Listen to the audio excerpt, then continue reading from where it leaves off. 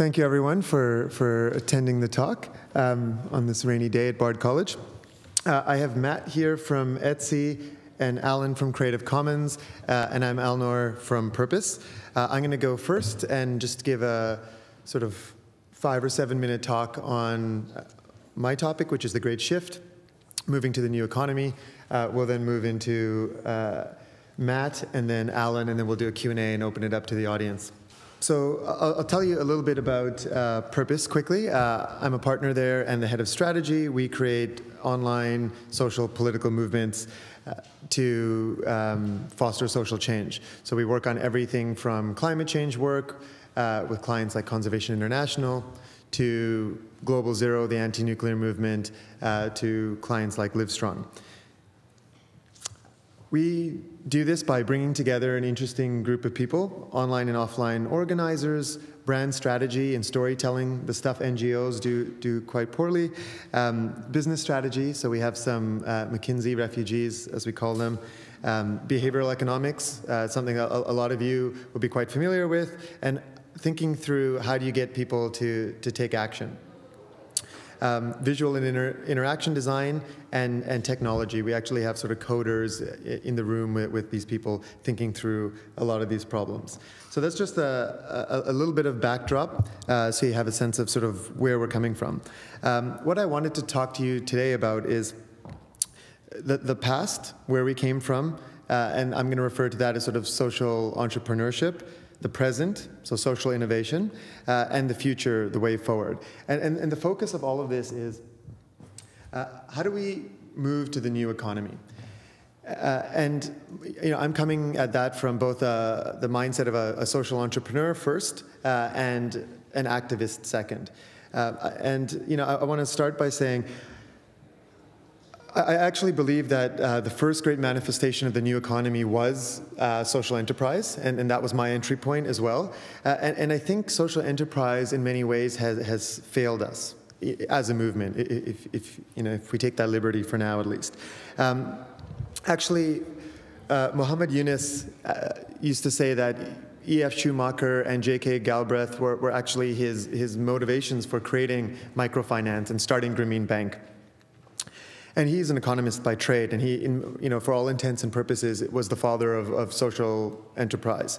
And the scalable version, he created that first sort of replicable model. The sort of notion of social enterprise really came from operating with the best worst system we had. And the idea was, let's not change the system at a whole scale level. Let's find types of businesses that can operate within the current structure, but do it in a way that has both profit and purpose tied into it. And if you just, I won't go through the whole sort of history or taxonomy of social enterprise. Those of you who prescribe to elite East Coast periodicals will know how sort of crass this historiography is. But essentially, the 70s and 80s saw scale and replication. So Grameen's microfinance model got repeated over and over. In the 90s, we saw the formalization and the codification of many of the great models. The 2000s were sort of expansion into new types of categories and businesses. And today, in present day, we have things like B corporations, which Etsy is actually one of, which provide like governance models. And even organizations like Google are essentially social enterprises because Google redistributes 1% of its profits to its .org arm. So every bit of profit that Google makes, it's essentially redistributing. Now, the sort of recent language where we are is the sort of language of social innovation. How many of you are familiar with the idea of social innovation or talk about it in your organizations? So most of you. I don't want to be down on social innovation. I think one of the themes that you're gonna hear here is sort of a slight pessimism. But there's lots of economists in the room, so that's not going to be new to you. But the thing with social innovation and its the recent growth and expansion of that sort of discourse and dialogue is we move from an enterprise, which is a noun, to the idea of social innovation, which is a verb. And essentially, you're going from an organization, a very tangible thought, to a construct. So anyone can engage in social innovation, and indeed many claim to, right? So Pepsi will run a campaign called Pepsi Refresh, where on the one hand they're selling you sugar water at $2 a pop, and on the other hand they're telling you that you can actually contribute to where this revenue goes in this fund. And it's not just Pepsi, as a perpetrator. It's everywhere, right? Every company that talks about social innovation, but their main economic engine is not that, is essentially sort of trafficking in this field. And I think one of the things we need to start thinking about as a group is how do we sort of move away from that notion, because even though it started from an authentic place, if I was going to take the cynic hat off, it's sort of become this platform for social posturing. It's sort of been cynically appropriated, but I do have some hope in all of this, and part of that is what's up here right now, which is the new economy and why we're all gathered here today.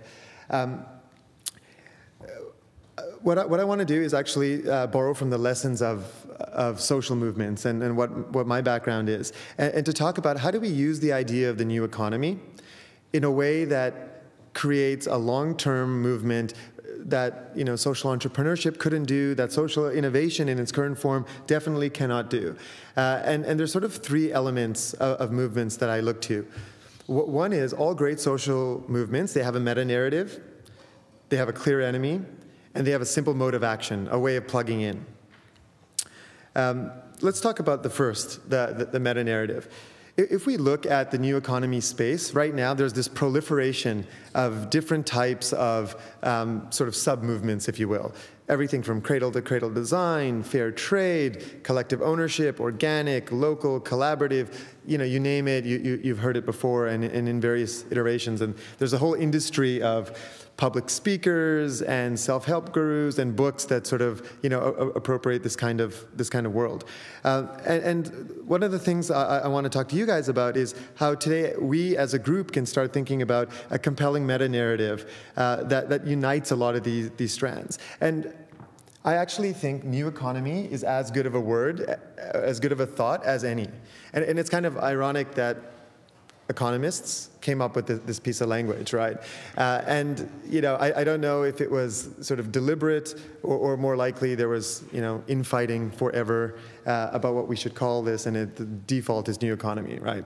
Either way, it's actually a very compelling piece of language to sort of capture public imagination, and we don't often think of it that way, but I think we do need to start thinking about what's the world we want to see, and how do we convince people to come along for that ride. And the great thing about the language of new economy, it signifies change on a vast scale. It hints at technology in particular, and the best part of it is it has a clear enemy embedded in it, which is the old economy. So this part of it is going to get quite controversial because I actually think we need to villainize the old economy. All great movements have enemies, and I think we need to, we've spoken the language of pragmatism for too long. So we talk about shared value and, fitting within other aspects of the neoclassical paradigm. And I think we actually have to move away from that and hit this at the center where it really matters. How people start working, what jobs they go into. So if somebody takes a job at a indiscriminate ad agency or a corporate law firm or a Wall Street bank, we need to start thinking about that as a value choice. Perhaps we push that to social shaming or whatever. But I know we first need to create those alternatives before we do that.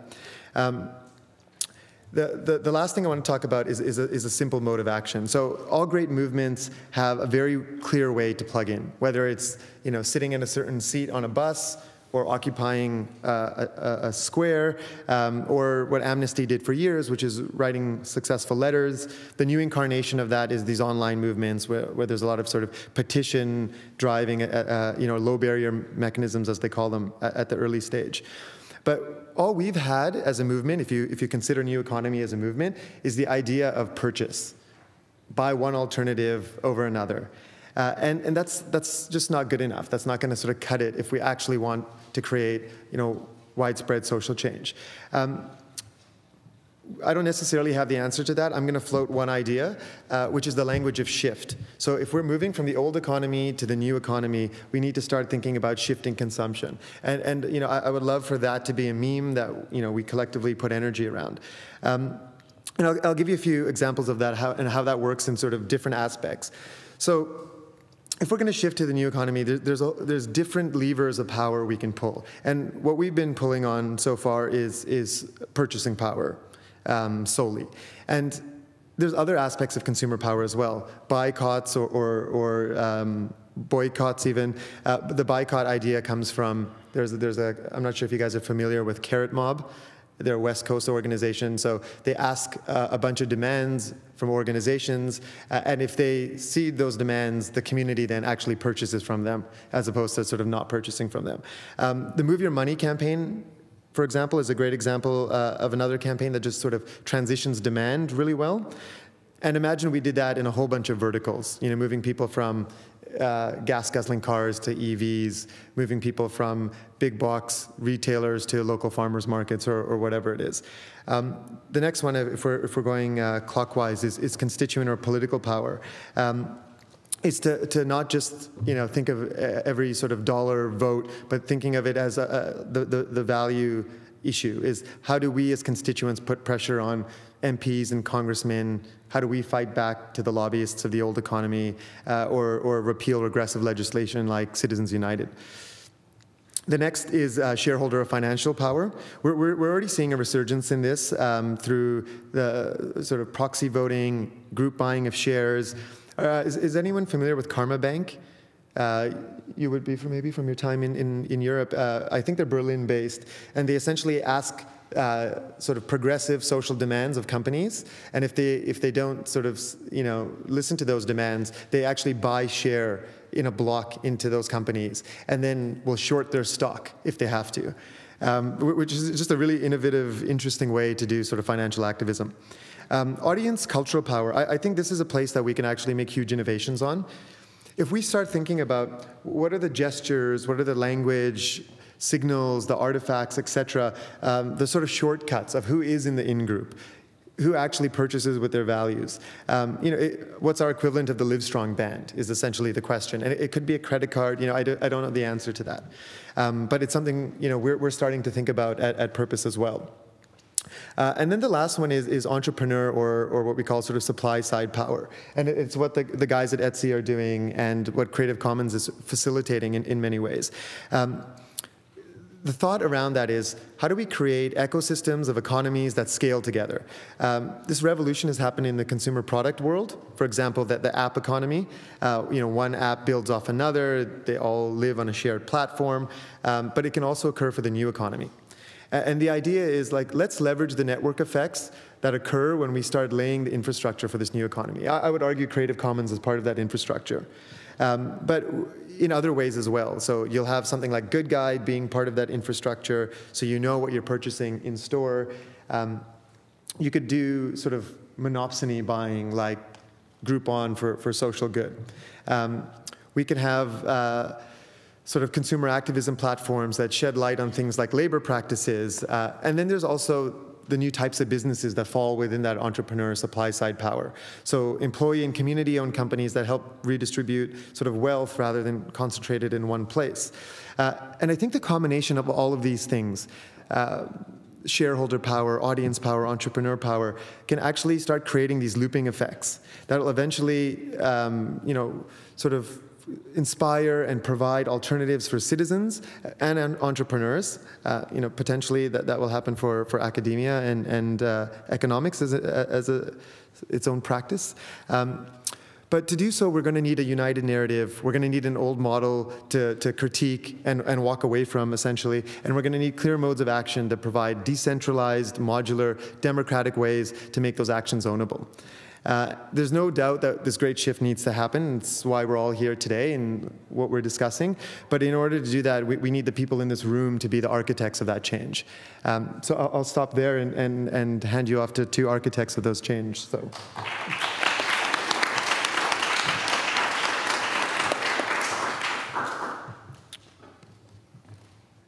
All right. right, thanks a lot. My name is Matt Stinchcomb. I am the Vice President of, I always forget my title, brand and marketing or something like that. But I've actually been with Etsy since its very earliest days. And I'm just going to tell you a little bit about who we are and what we do and where we're trying to go. So I don't know if you guys know Etsy, but we are an online marketplace for buying and selling handmade and vintage goods directly from the people who bring them about. So we started here in this neighborhood of Brooklyn. It's called Fort Greene. This was in 2005. That's our apartment right there. And actually at the time, we were all, creative professionals. Rob, who was the founder of Etsy, he and I had a screen printing business together, and he was a furniture maker, a photographer, a painter. We were all doing these creative pursuits and really making no money at any of them. And so Rob was making these handmade wooden computers at the time. So these are actually inside-out wooden computers, and he even soldered all the bits together inside. And he wanted to sell them somewhere, and so he's like, oh, yeah, I'll go to eBay, but realized that eBay really has no vibe, especially for creative people. It's like, it's great if you're Best Buy and you're unloading a bunch of unsold electronics, but if you actually really care about what you're selling and you care about how it's being represented online, it doesn't really suit you. So he was going to build his own website to do that, but when he looked around, he's like, hey, whoa, all of us are making stuff, and all of us need an outlet to sell these things. So he decided to make a marketplace for everybody, and that was Etsy. So it was very much started from a place not as like, this would be a really good business idea, and here's our business plan. It was like, Rob, who was at his 5th college at that point, I was in a band and screen printing T-shirts. The other 2 guys were like hackers, literally hackers who, just were like, Rob convinced them to do this thing with him. I remember actually, Haim, who was one of the founders, was in school at the time, and Rob would write papers for him so he would keep working on the website. So it was a very unconventional business story. And we're definitely, I think, now proud that we're more artists than business people. But weirdly enough, we've created a big business. So now we have about 15 million registered members, 42 million people coming to the site each month and viewing 1.4 billion pages on the site. Last year, we sold $525 million worth of stuff on Etsy. And this year, we think we can get close to double that.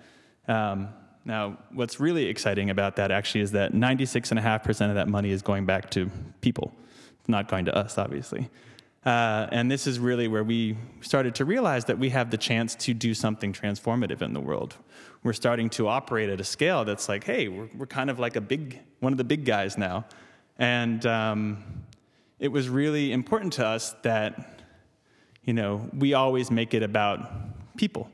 That's what Etsy really is at its core. It's about people. And so last year we put on a conference in Berlin.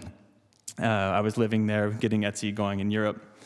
And it really marked the moment where we started to shift how we were thinking about the business. So we started out like, hey, let's make a website for artists to sell the stuff that they make. But when we started to actually see that, like, well, we're really actually beginning to do something transformative with all these little micro businesses, we shifted away from just thinking of ourselves as a website, an e-commerce site, and really more about how do we become a platform for small businesses to run their businesses anywhere, on Etsy, off Etsy, in brick and mortar stores, all of these things. So there's been a real shift in how we're thinking about the company. So we actually rewrote our mission, vision, and values. I think the key part here is, without even thinking about this language in the common way, we're talking about the new economy too. And to us, the new economy, at least the role that business plays in it, is about having a lot of small things rather than just a few big things. It's about, how do we empower all of these small people to help build this economy? And we think this new economy is not just going to be measured in financial sense, but actually in how happy people are and how connected they are and how much a sense of self-sufficiency do they have. We also restated our values as a company. We thought it was really important as we started to grow that we make sure, we were keeping it real always. That's the vague one at the end that I like, just because that's the one that is very true. We became a B Corp this year, which was really exciting for us because we really wanted to make sure that, there was an independent organization making sure we keep it real always. I actually just saw Judy Wicks in the lobby here. She spoke at our conference last year, and she's been a big influence on us. And, I was thinking about this organization, this conference, and, about so many of the ills that we're all addressing here are really caused because of business. But I actually think that business has a big role to play in helping to build a new economy and to craft something that's more equitable. So that's what we're trying to do, and that's what we'll talk about today. Thanks.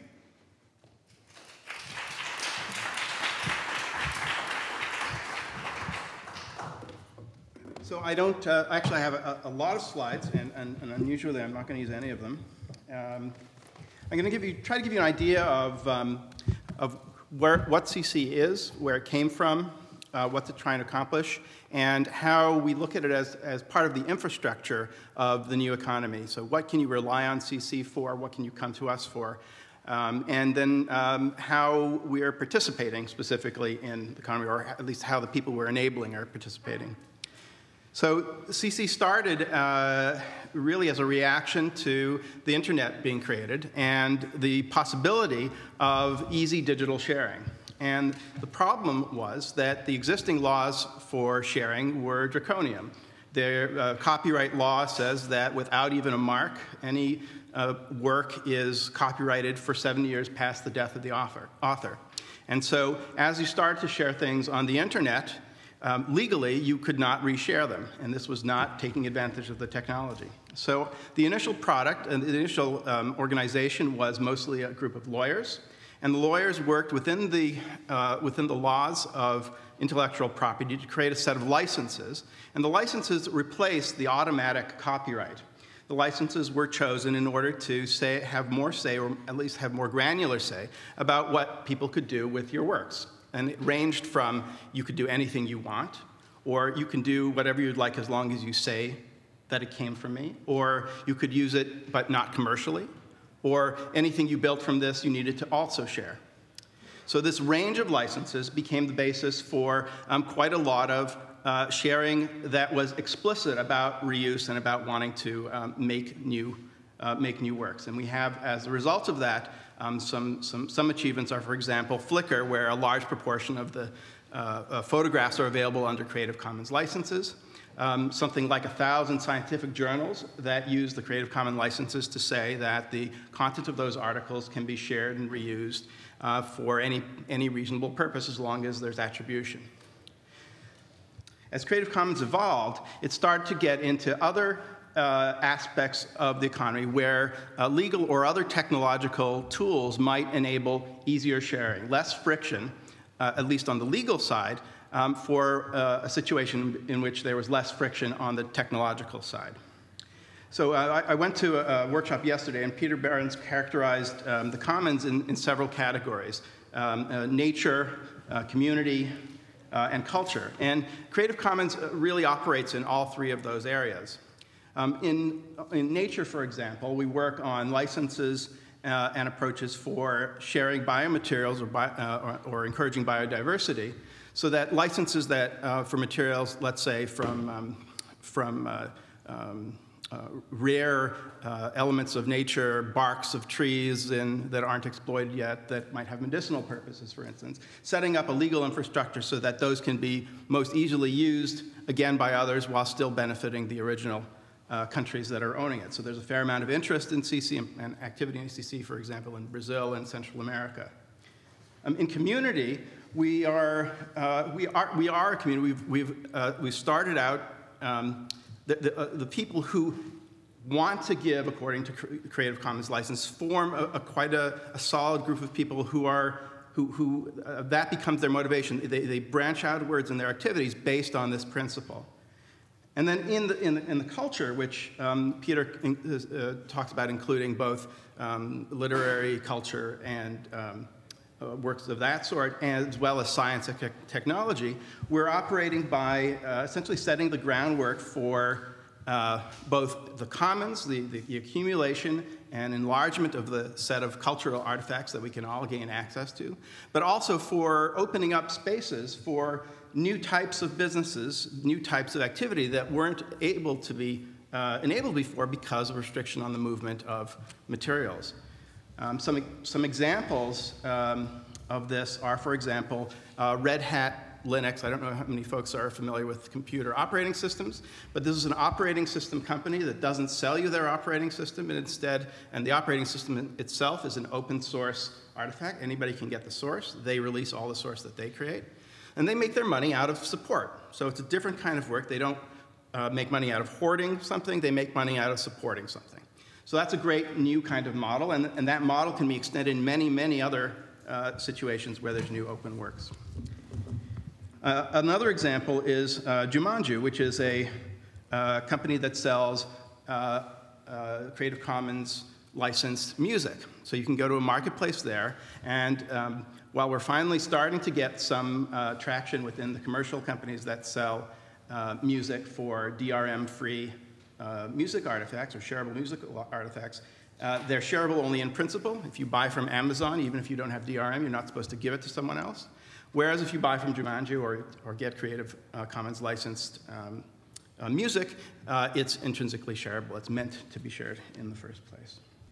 So what are the areas in which we're currently involved? We're actually involved in quite a few areas quite explicitly, and new kinds of technologies that go beyond the legal. So I guess before I proceed there, I just want to emphasize that using the law has proven to be an extremely effective means of promoting new activities and building the commons. I suppose one way to think about it is that it's in opposition to the idea that we have to turn everything upside down in order to make change. Here we've exploited, by these very knowledgeable lawyers, how to take the system as it exists and create new structures within it that enable new kinds of activities. So I think that's really important to note. And in some of our other activities, we use similar kinds of approaches, although not necessarily the law. So let me talk about science for a moment. In science, one of the big problems is that the data that comes out of scientific investigations is commonly not shared. It's not shared under medical investigations aren't shared. Only in a few limited areas is there any kind of culture of sharing. And this directly affects our health quite directly. We only have analysis of certain types of information by a select and small number of people. We don't know necessarily whether those are the best analysis. And from my experience, I work mostly in science. The people who are able to generate data, who are able to collect data of importance, aren't necessarily the best people to analyze that data, to get value out of it. So we want to change the whole infrastructure around scientific data to make it shareable. What does that involve? Well, first of all, it involves some technology for making it easy to use research data on the web. So we work on that. There's a group of technologies called semantic web technologies, and they're meant to just make it easier to work with the web in the same ways we work with documents instead to work with data. So that's a piece of technology. And then we also have to work on the advocacy side. So we work with trying to understand why scientists will and won't share, try to understand at the organizational level what kinds of influences there are on the scientist to avoid sharing or to encourage sharing. And we work in each of those areas. I wanted to give you a little idea of why that's a tricky thing. So the licensing issue, for example, the Creative Commons is an international organization. So all of the licenses, because the internet is international, all of our licenses are designed with the world in mind. And the thing is that the world has a lot of different jurisdictions and a lot of different rules about how information can be shared. A common example is that in the United States, pure collections of information do not gain you any special protection. Whereas in Europe, the effort that you may make in collecting, let's say, some data set from multiple different sources, that is actually rewarded with a kind of protection. So when we want to make a license, a simple license that says you want to share, you're able to share, use this data and share it freely as long as you give attribution, we actually have to make a rather complex legal document that has validity in each of the jurisdictions around the world. So it's also, it's not also that we have a strategy and it's a simple strategy, it's actually a complicated strategy. And I would suggest that when you're thinking about legal approaches or technical approaches to building the new economy, that they are interesting academic and scholarly subjects in their on their own basis, even before we start using them to affect change in the world. I'll just say a couple last thing here. So who do we work with right now? We're working with a surprisingly large set of constituencies. We work with policymakers and the government on a variety of issues: scientific data sharing, learning. There we go. That's to remind me. Stop. For learning materials policy, we work with NASA. We work on various kind of health information governance. Wikipedia, the sharing for Wikipedia is mediated by some of our work. And our extent around the world is a central organization in the United States, but with about 70 or 80 affiliate organizations around the world that feed and do parts of the work to make this an international organization. So thanks.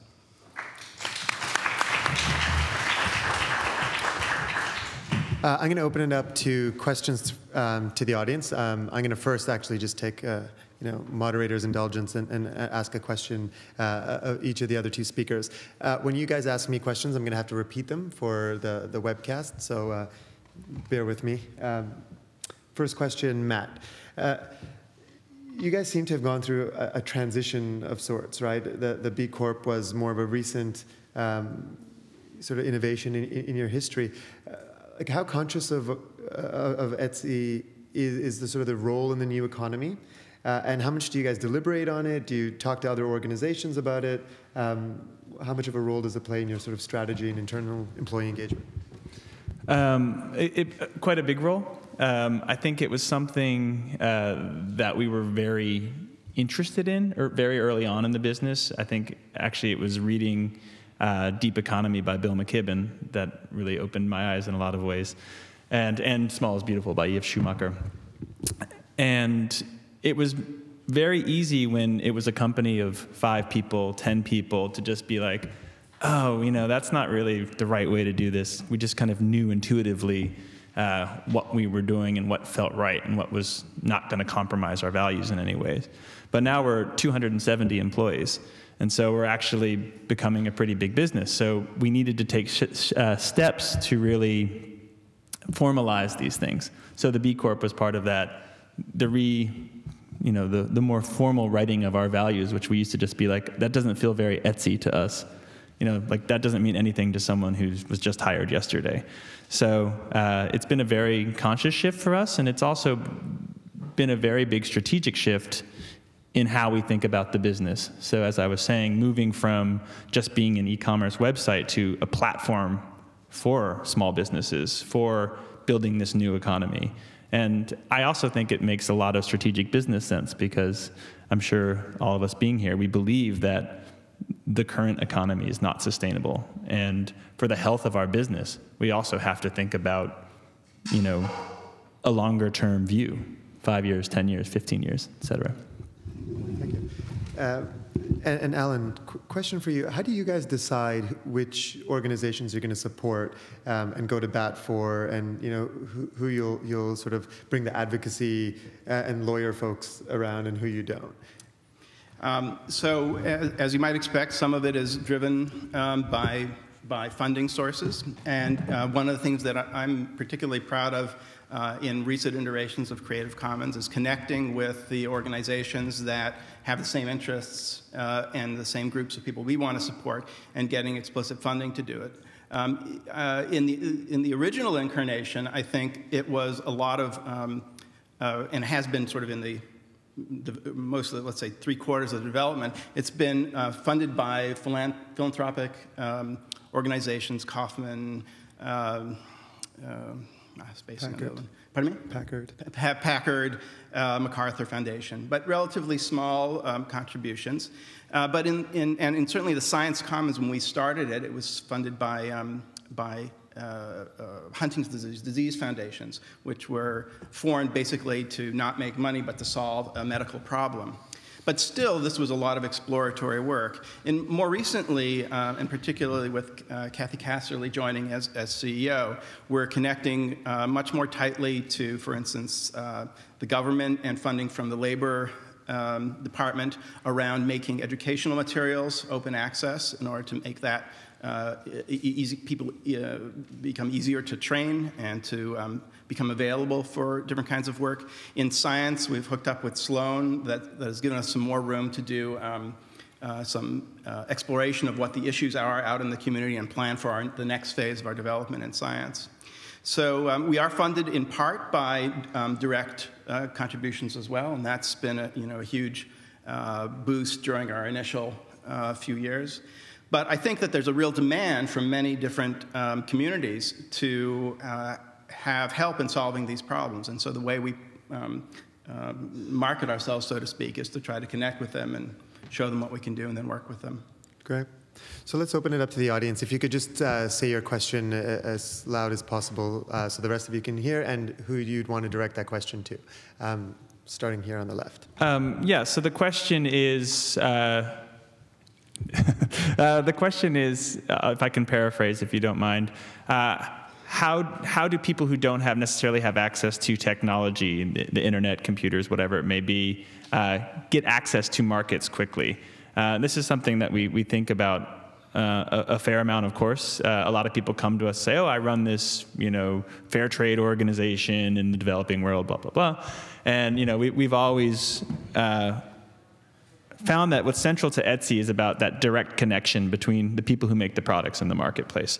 So we were never as interested in just, like working with a third party to, ship the goods on behalf of the people. We wanted to give people the tools, the means themselves. So it is a challenge, not just in the developing world, of course, but also in Canada and the United States and everywhere. So we don't have yet a formal solution for this, but one thing that we do have that might actually be of service to you, we have something called teams, which are groups of artisans that get together by location. There's 300,000 active team members around the world. And what they actually have done, it's a very much a grassroots support movement for these small creative businesses on Etsy.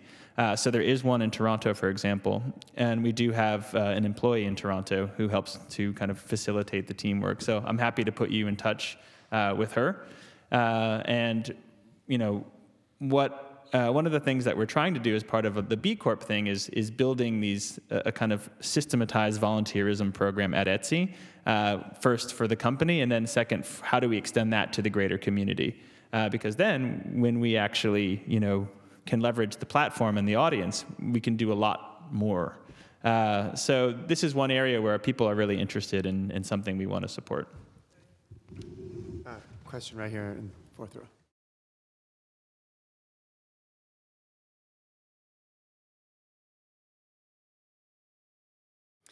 So it's actually still a one-on-one interaction at this point. Part of it has to do with working with funders who have an interest in getting the work that they funded out to the biggest audience. And so if there's a funder mandate, that helps a lot. There's some mandate by the NIH, but it's a very weak mandate. It says that you have to have a plan, but it doesn't really check if you've ever executed the plan. In some cases, it has to do with education. And I think the education can happen both on the side of the producers and the consumers. So on the producer side, for example, there's I'll talk about HIPAA, for example, where we want to share private health information, right? That mandates that you don't share private health information. But in many cases, there isn't private health information that is the useful part of the data. I work with some dentists, and it's the information about the teeth, not about the person who holds the teeth. That's useful. So pointing that out and then starting to engage the legal departments with them to educate them about what the law really says. Now, in the case that you're talking about, I guess the question I would ask right away is sort of what's the basis for the worry? And is the worry justified? So it may be justified in the sense that it's a personal health, privacy issue, in which case there's clear reasons for it. But then there's also laws that can support you already. In terms of just generally worrying about how people use it, the biggest issue that I've seen has to do with people worrying about the integrity of what they're doing. So they don't want to have someone take the data and then use it to improperly support another conclusion. And I guess what I would offer there is that that's something that we have to take as a risk, right? So we have mechanisms by which data is and results are examined and peer-reviewed and shared in the world. And I think that when I encounter a situation like that, usually I'll discuss, what the worries are. Worries in sharing source code, for example, is the most common reaction is, oh, it's so messy, I'll just clean it up before I share it. And then, nobody ever gets to it. So I practice I just share it before I can even think about it strategy. I guess so maybe afterwards what we could do is I'm very interested to hear actually what the issues are that they're worried about, and then to see if there are ways of reassuring them about some of them, and then using technology in some of the other cases. We may be able to do that. One more question. Can we do two? Because there's two hands up, and we'll be quick about them. If you guys can ask quickly, we'll answer quickly. We'll start there in the middle, and then you're the last one.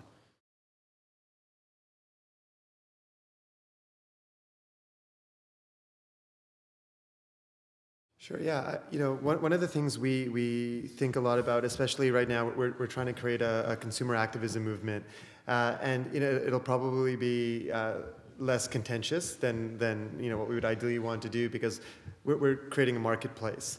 So the thought is, how do you shift people from something like a gas guzzling car to an EV? And when you're doing that, I think there's lots of ways to do it that is not just negative. So I talked a bit about gestures and language and artifacts. In the EV case, we were talking about, do we create a keychain, which is almost like a chastity keychain, which is like, I won't buy my next car until it's an EV. And it's a signifier, because there's this chicken and egg problem in the electric vehicle world, which is charging stations and infrastructure aren't there. So how do you create these little pieces of artifact that create social discussion and dialogue around what needs to happen? So that's one way to do it. I do think the intervention going from university to the first job is this huge sort of lever point, and where we should put a lot of energy. I think everything from like job fairs, where it's like the Goldman Sachs and the sort of commercial law firms who are recruiting there. How do you sort of at those key moments let people know that there are these other alternatives, and in fact, working in a place that's just for profit is a sort of 20th century ideal of what capitalism is. So everything from sort of very cultural to sort of very tangible. And we can talk after, and we have a sort of whole sort of suite of thoughts on that. So the question is, platforms for local financial sharing, peer-to-peer at a local level. Open that up to the audience. And anyone? I've got one comment to make on it. The Jobs Act, there was some of the legislation in that actually changes the rules, right? You used to have to, if you had more than 500 shareholders in something, a company would have to go public, et cetera. It's creating more of an opportunity now for lots of small micro investment in things. So I know there's a company called Small Knot, and there's 2 or 3 others, and I'll try to think of them and give them to you, that are all being built. There's one called ProFounder, which folded because it was kind of before the legislation passed, but in January, the legislation is going to go into effect that will actually, I think, open up the rules around investment, and that will probably create a proliferation of new businesses to support it. Launched.com, LAUNCHT, local peer-to-peer crowdsourced funding. And then repeat that name again? Credibles, like CREDIBLES. Yeah. Thank you. No problem. Thank you, guys.